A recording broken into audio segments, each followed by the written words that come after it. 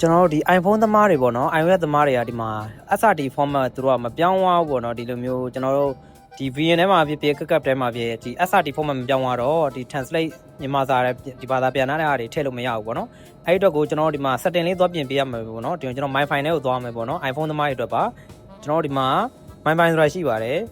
အဲ့ဒီမှာကျွန်တော်တို့ဒီမှာ SRT ဆိုတာရှိရပေါ့နော်ဒီလိုမျိုးလေး format မပြောင်းသွားကြဘူးပေါ့နော်မပြောင်းသွားကျွန်တော်ဒီမှာအဆက်လေး30ရှိရအဲ့ဒါလေးနှိပ်လိုက်နှိပ်ပြီးရင်ကျွန်တော်အပေါ်လေးဆွဲတင်လိုက်လို့ရှိရင်ဒီမှာ view option ဆိုတာလေးရှိပါတယ်နော်အဲ့ဒီမှာကျွန်တော်တို့လေဒီမှာ show all ဒီမှာဒါလေးကိုကျွန်တော်ဖွင့်ပေးရမှာဖြစ်ပါတယ်ဒါလေးပိတ်နေလို့ပေါ့နော်ကျွန်တော်မပေါ်ကြဘူးပေါ့နော်ကျွန်တော်ပြန်ပြီးတော့ခုမှပြန်ကြည့်မိလို့ပေါ့နော်ဒီမှာ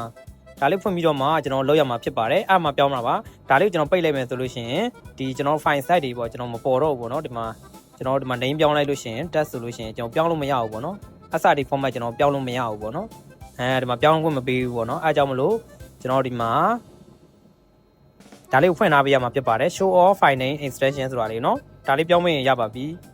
ဒါဆိုလို့ရှိရင်ကျွန်တော်တို့ဒီတခြားဘာမှ SRT format ကိုတန်းပြီးပြောင်းလို့ရတယ်ပေါ့နော်ဒီမှာကျွန်တော်တို့ဒီက copy လေးယူသွားပြီးတော့ကျွန်တော် file ကိုသွားလိုက်မယ်သွားပြီးတော့ဒီမှာ page လေးကျွန်တော်ချလိုက်မယ်ပေါ့နော်